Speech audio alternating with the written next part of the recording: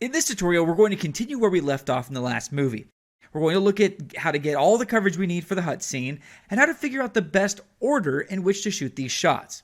Here in Shot Designer, we basically just set up a set, our talent, and one wide-angle master camera. Now, in most scenes, you're going to want a wide establishing shot. Just the master shot is what they call it. That's going to cover all the action. Just as a backup, if nothing else works, you can always cut back to the master shot. It's always a good idea. But for the remainder of the cameras, the remainder of the shots that we have to get, I need to refer back to the script. So I have the script here. And again, this is scene 7 that we're covering, the hut scene. And we have a bunch of action here that basically just describes what the girls look like and how their names are pronounced and all this kind of stuff. And the wide shot is going to cover most of this information. Now, after Cordelia finishes drawing, she hands the drawing back to Tayani.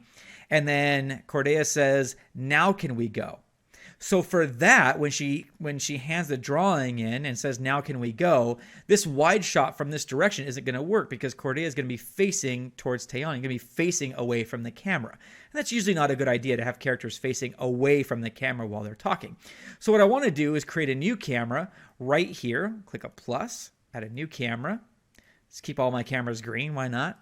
And I'm going to go ahead and grab this one and move the direction. So I want to kind of create an over the shoulder of Tayani's shoulder onto Cordelia here.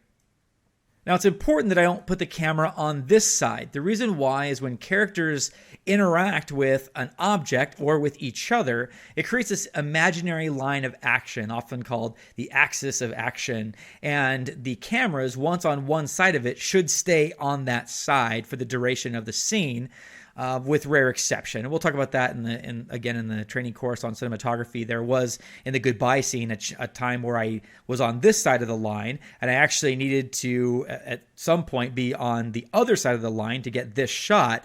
And so we'll talk about line crossing and all that kind of stuff. But just to help make things easier here, I'm just going to click on one of the characters and just choose axis line 2. And then click on Cordelia, and then that's the axis of action right there. So I want to put all of my cameras on this hemisphere. Now, I could have started over here and stayed over there, but I don't have any cameras over there, so I want to do everything on this side. Now, I'm going to click on this camera. I'm going to add a shot description. This is Cam B. It automatically chooses the next camera. Now, we're not going to actually use a second camera for this, but we talk about, and when we're creating shot lists, we talk about the next shot as adding another camera, even though it's really the same camera that we're moving, but this is just another shot. So I'm going to call this over the shoulder, OTS Tayani. So this is over Tayani's shoulder, and it's going to be a close-up of Cordelia. So it's over the shoulder of Tayani, getting a close-up of Cordelia. I'm going to click OK. And I could actually click on this label and move this out of the way if that's a little bit cleaner. So the camera and label can be moved independently, which is nice. Now, if we go back to the script here, after she says, "Now can we go?" then we see Tayani stopping their packing, and she stares at the drawing, and then she says, "Recite the poem." For that, we want to get a medium close-up of Tayani. So I can create another new camera. I'm going to click the plus icon here, add another new camera, and I'll click here.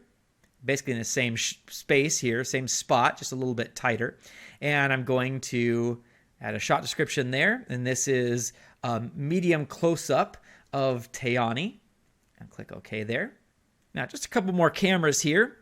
Most of this other stuff is, as you start covering the scene with cameras, you realize, oh, we don't need to get Cordelia sighing because we'll get that in maybe the wide shot or maybe even her reverse shot or whatever.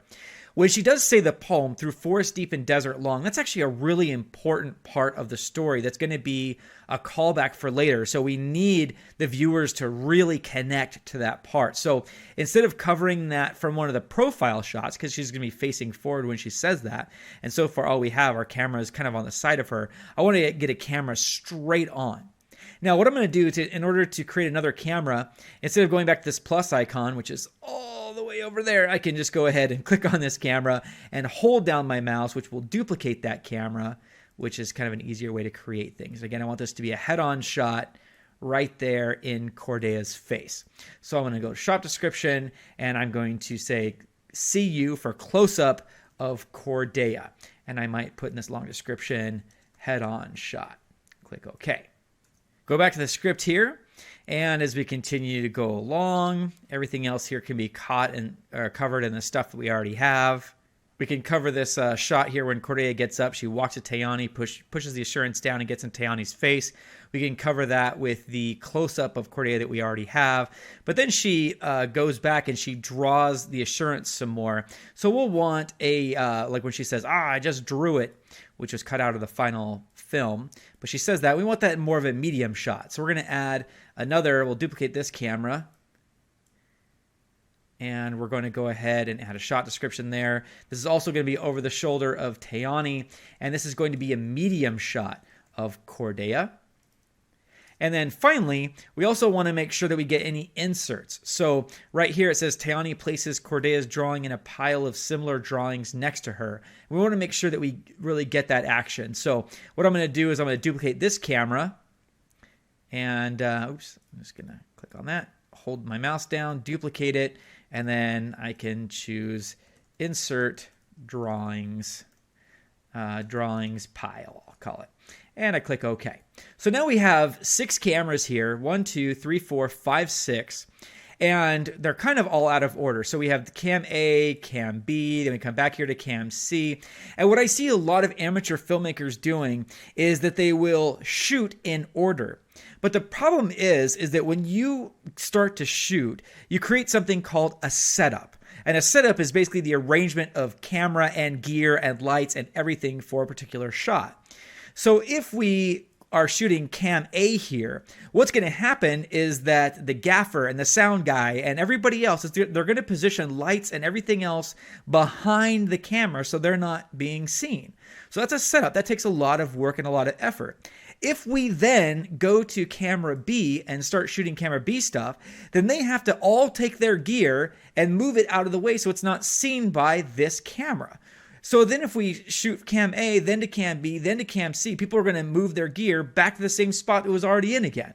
So this is a really inefficient way to work and one of the biggest crimes that I see new amateur filmmakers making all the time. And it just sucks the budget. It drains the schedule. It makes the crew really annoyed and frustrated and weary because they're sitting there just doing the same thing over and over again.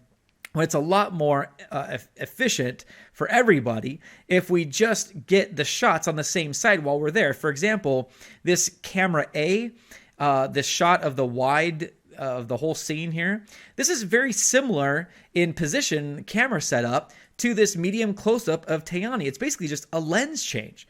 So it makes a lot more sense, even though it's out of order, to shoot everything from the wide and then just change the lens or move the camera in as needed, but we still have basically the same setup, and then we capture everything while we're there.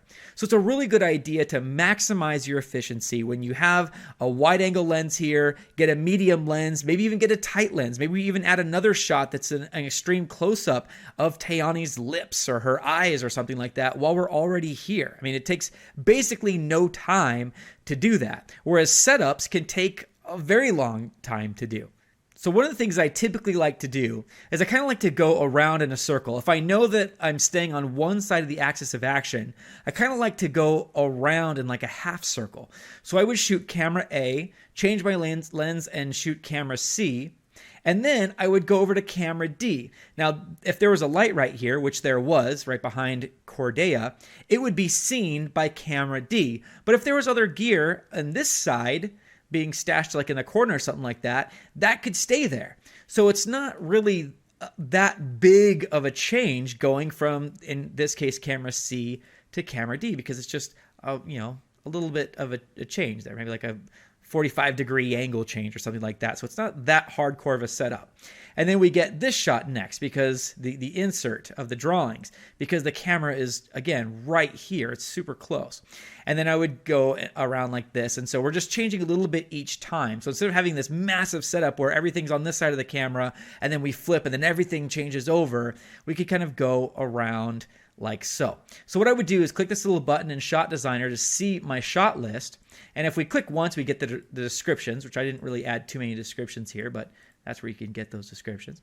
And what I do is I would, for example, I want camera C to be the next shot. So I click and hold on camera C. And once we do, they kind of disconnect like that. I could drag it up. So I want camera C to be next. Then I want camera D, then camera F. So I could click on this, camera D, and then camera F.